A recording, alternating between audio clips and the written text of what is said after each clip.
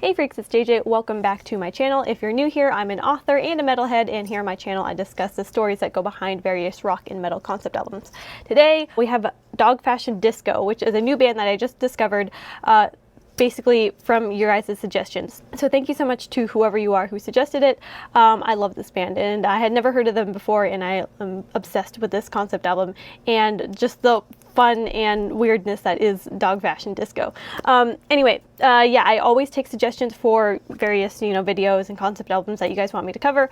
Please drop all of those down in the comments. But if you want to jump to the top of the list, feel free to join my metalhead community. Link is down in the description, and from there you get access to bonus content and stuff like that. But you also get access to my suggestion box, where I try to prioritize the suggestions that come in through my metalhead community above the rest of the suggestions that are left down in the comments. But anyway, we'll be talking about Dog Fashion Disco's 2006 album, Adultery. And yeah, this one is definitely fun. It kind of jumps all over the place as far as like when I was first listening to it. It's got like film noir vibes all throughout it, but it also has some like spaghetti western vibes as well.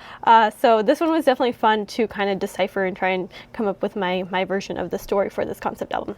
But before we get started, make sure you subscribe, like, and share, and comment, and do all that fun stuff. It really helps with the YouTube algorithms when you guys do that. So, yeah, thank you in advance. And yeah, like I said, you can join my metalhead community. I also had a book that just came out. But you don't really care about that. Let's get started with the story.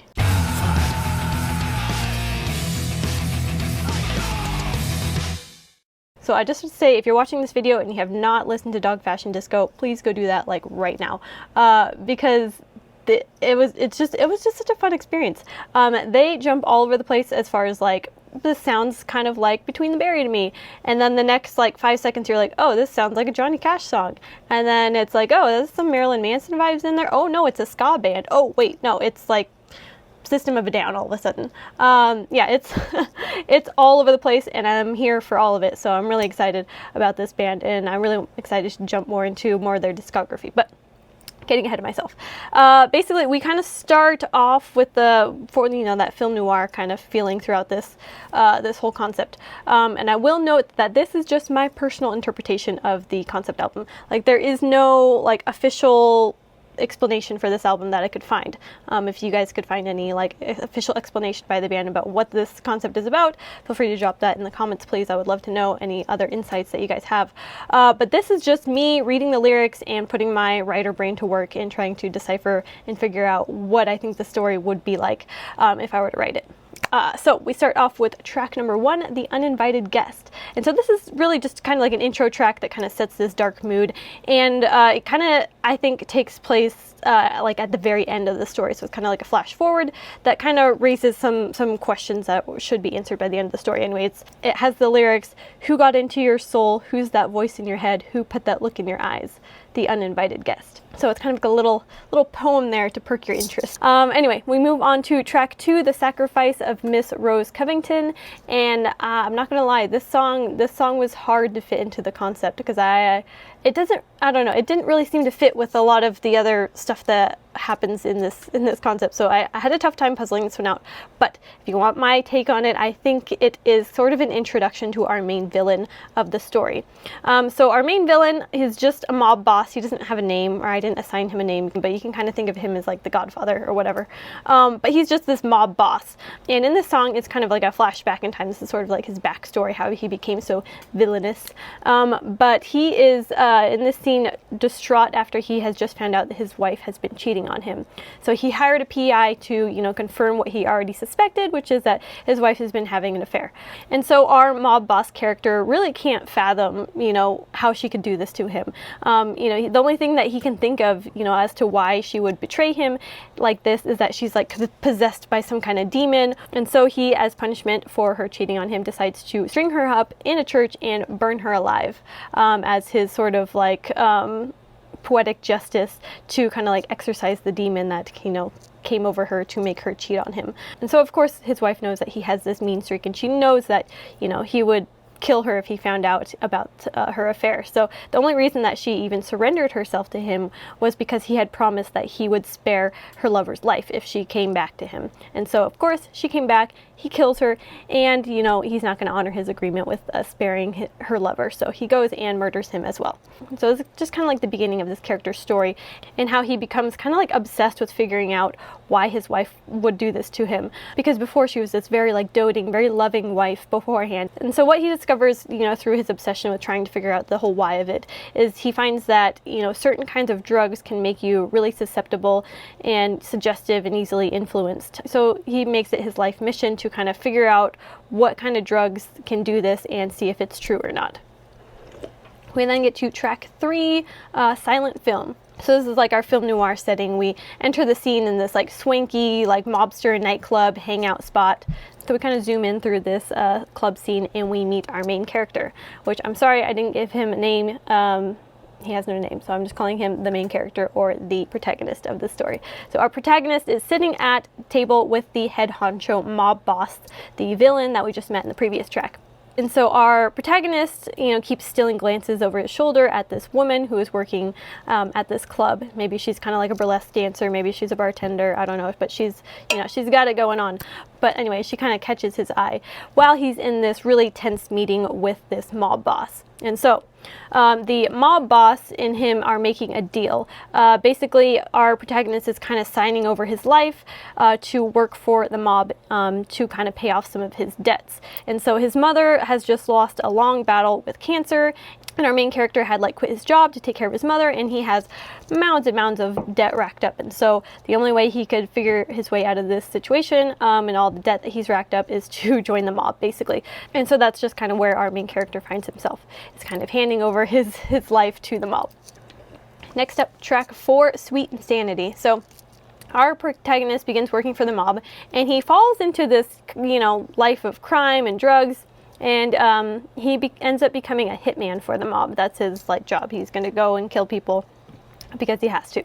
So he does some hits and he kind of secures his place in the mob. But, you know, his nightly bludgeons with drugs and alcohol have him at the club, at that swanky club, the mob hangout spot quite often, where he is interacting a lot with the mob boss's girlfriend, the girl who caught his eye in the previous track. And so that's one of the mob boss's girlfriends. He has plenty of them, but they are like his property and they're totally untouchable. But of course, our main character begins to see her secretly and they end up falling in love. Despite knowing that the mob boss has expressly forbidden it, you know, she's his property and he'll kill anyone who touches her, they go about and have this secret love affair. And that takes us to track 5, Desert Grave. So here we have our Johnny Cash song. Here our main character and his lover eventually decide to run away together. They're going to run away from the mob, which is always, of course, a terrible idea. And, you know, so they pack up their things and they load up a car one day and they just start to drive. They're driving down this desert highway, you know, on their way out of town. But soon they discover that they are being followed by the mob boss and his henchmen. So our protagonist drives as fast as he possibly can, tries to outrun him, but they're on a, you know, deserted highway with no witnesses, and eventually he knows he's going to run out of gas. So as the sun begins to set and the needle on the gas tank goes lower and lower, our protagonist decides that he is not going to just surrender to the mob boss. He decides that they will go out in a blaze of glory and he will just crash their car into the desert to kill them both instead of whatever fate the mob boss has planned for them. And that takes us straight into track 6, Moonlight City Drive. And so our protagonist crashes the car with the full intent to kill both of them, kind of this epic Bonnie and Clyde scenario. So he wrecks the car, but both of them still survive. So they are, of course, captured by the mob boss and his henchmen, and they are tied up and put in the back seat of the mob boss's car as he takes them back into the city. So in the moonlight, they drive through the city, and it's kind of this weird situation where the mob boss is telling our protagonist about his business and about his world. They drive through town and he kind of points out all the strip clubs and bars that he controls and explains basically how the entire city is under his thumb and under his control. He even like points at the junkies and the prostitutes, you know, the junkies being there because of the drugs he's pushing, the prostitutes feeling safe to walk the streets because of the protection that he's provided. So it's basically he owns the city and he runs everything that goes on there, and he kind of has ultimate control over everything going on in his town. And so the boss kind of explains to the protagonist, like, hey, this could have all been yours. You could have been, you know, a part of this. You could have had power, you could have had prestige, you could have had all this, but instead you took my woman. So none of that's going to happen now. Meanwhile, of course, our protagonist and his lover are just sitting in the back seat, tied up and gagged and just like shitting their pants. Like, what is this guy talking about? Why does this matter? When is he going to kill us? So eventually our mob boss drives to a cheap motel and he drags both the main character and the lover inside. Track 7, Private Eye. So here we kind of flash to a new character, our private investigator. And so he is at a crime scene at this cheap motel, and he kind of stares down the dead body of this woman who appears to have been strangled to death. And he kind of like shakes his head and walks away. Another dead body on his list. So what started out as your average "is my husband cheating on me" type of case has turned into like a month-long investigation following a trail of dead bodies in the city. And so our private investigator knows that all of these murders are somehow linked to the mob that's in town, but he doesn't really have a way to prove it. He's been staking out every cheap motel in the area, as these seem to be where all of these murders are taking place. So he goes from cheap motel to cheap motel every night, just waiting in his car, watching things that are going on. But eventually, a few nights later, he is at the Desert Palms Motel, and he gets this like strange gut feeling as he sees this guy walking into the motel with a prostitute, and he kind of listens in on their conversation before they go into the room. And minutes later, he hears screams and a gunshot. So that takes us to track 8, The Darkest Days. We go back to our main character, and we discover that he is still alive. The mob boss guy didn't kill him yet. And he has kind of buried himself in drugs and in alcohol to kind of like drown out the image of his lover's death. And, you know, he tries to bury the memories, but he can't quite seem to get the image of her death out of his head. And for some reason that he can't quite explain, because it's all his memory of that night is very fuzzy and buried beneath a lot of drugs, he can't explain, but he has this memory of himself squeezing her neck and, you know, strangling her until the light fades from her eyes. And he gets flashes of blood intermixed with flashes of another pair of dead eyes swimming through his memory in his broken mind as he tries to sort out reality from hallucinations. And on to track 9, Dead Virgins Don't Sing. Our main character eventually emerges from his bender, where he finds himself in this like dark room filled with like a bunch of other junkies that seem to be all strung out on drugs just like he is. And he doesn't know how he got there, but this man in, you know, a hood and like a cloak kind of shows up, and he has a bunch of little cloaked lackeys at his shoulder that have like little candles, like you would think of some weird kind of cult ritual. So this man in the robe, who is clearly in charge, stands before all these junkies, begins, you know, promising them salvation, and the junkies begin to like bow and praise him as if he's a god. And, you know, as the dim candlelight kind of like falls on the man in the robe, our protagonist kind of gets a glimpse of the features of the man beneath the cloak, and he recognizes him as the mob boss. So our main character, when he thought he was joining the mob, he didn't realize that it's actually a cult that he joined, as all of these kind of followers begin to like praise and like worship this man. And a special kind of drug is handed out to all of these junkies, and our protagonist has a sudden flash of memory from the night that his lover died, and he sees this new drug. It's something like he's never seen before, and he remembers that the mob boss had forced it on him when they first arrived at the motel that night. And he comes to the startling realization that it wasn't a dream, his hands on her neck, squeezing the life out of her until she dies. It was real, and he feels that the drugs that are being handed out now are what caused him to do that in the first place. So that then takes us to track 10, The Hitchhiker. So now our main character is driving along the highway at night. He sees a hitchhiker, and he picks him up with the full intention of murdering him. After some small talk with the hitchhiker, he pulls out his gun and points it at the hitchhiker's head. But then suddenly the scene kind of fades away, and our main character and our protagonist kind of blinks, and he realizes he's back in that dark room with the cult and the junkies, and all the junkies are beside him, and they're kind of strapped to chairs staring at this giant screen. And this giant screen is kind of glitching out a little bit, but in between glitches he recognizes it as the apparent dream that he's just woken up from with the hitchhiker. But before he could fully wake up and discern that he is being under some kind of mind control, he is injected with something and falls back asleep and goes back into this dreamlike state where the images on the screen are interposed into his subconscious and achieves a sort of like dream control / mind control situation. Track 11, 100 Suicides. So our protagonist goes through the mob boss / cult leader's mind control, basically rehabilitation project. So day after day in the dark room, tripping on these like weird hallucinogenic cocktails of these weird drugs, while glued in front of this giant screen that is controlling his dreams, our protagonist kind of falls into this limbo where he's kind of unable to discern reality from nightmares and from images on the screen, and he feels like everything he is absorbing is real, like he's lived 100 lives and everything feels real that is projected on the screen.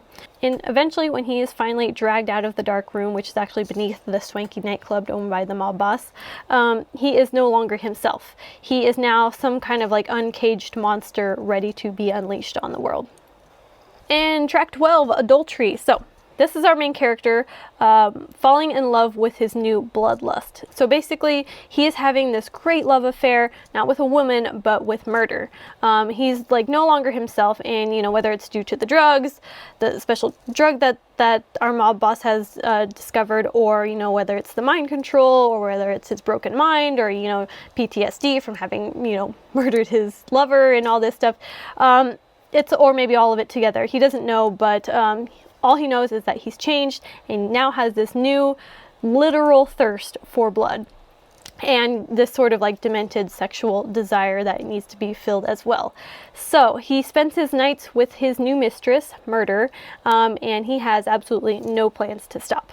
And to our 13th and final track, Mature Audiences Only. We go back to our private investigator. He has finally been able to sort out who is responsible for all of these murders going on. He was able to track down the man he saw murder the prostitute at the Desert Palm Motel a few months back. And so our protagonist has been caught and he's confessed, and he is now sitting in this mental institution where our private investigator is interviewing him. So our protagonist kind of explains his weird, creepy, you know, sexual desires and his, you know, thirst for blood and how that has sent him on this killing spree. But our protagonist thinks it's due to some kind of demon inside of him. He doesn't remember the whole mind control camp that he went through. All he knows is that he's changed, and there are times when he has blackouts and he'll come to in a room just filled with blood. Though he doesn't feel bad about it, he's kind of enjoying himself, but there are blackouts that he has that he doesn't remember. So he'll come to, and you know, in the aftermath of these bloody murders, and he doesn't know what to make of it other than he feels like there is a demon inside of him, which he calls the Uninvited Guest. So that brings it back to our first track, and yeah, that kind of makes the story full circle. And yeah, that's just kind of my take on it. I took a lot of liberties with this concept album, being that I didn't really have much to go on other than my interpretation of the lyrics, and the lyrics are very how do I say this? Up for interpretation. I do enjoy that though. I prefer when there's like really cryptic, fun lyrics that are very sort of like poetic and ambiguous, I guess. So yeah, I definitely had a lot of fun with this one. I loved this world that we dove into, the whole film noir with the mob boss and the swanky nightclub and like the murder. And then we go out to the desert for a bit to have some like spaghetti western vibes. But yeah, I had a lot of fun with this one. Let me know down in the comments what your thoughts are and how you personally imagine each of these tracks, or how you imagine the whole concept album to go. Because I'm sure you have different, you know, thoughts than I do, or different imagination than I do. And I'm sure you put together the story differently. So I'd love to hear all of that down in the comments. I'm always interested to know, you know, everyone's interpretation. So please leave that for me to read. And I'm sorry it takes me so long to respond to comments, but I do read all of my comments. But yeah, this one was so much fun. So thank you again to whoever suggested this one. You didn't leave your name, but thank you for suggesting this band, and I am really excited to get into more of their music, because yeah, I'm digging it. This is definitely a band that is right up my alley. But yeah, that's all I have for today. Thank you guys so much for watching. Make sure you like, share, subscribe. Join my Metalhead community. Link is down in the description. If you are for some reason impressed by the storyline that I came up with for this album, and you are interested in reading a dark fantasy novel, I'll drop that down in the description as well, along with my author website. But yeah, thank you guys so much for watching, and I will see you next month with another concept album.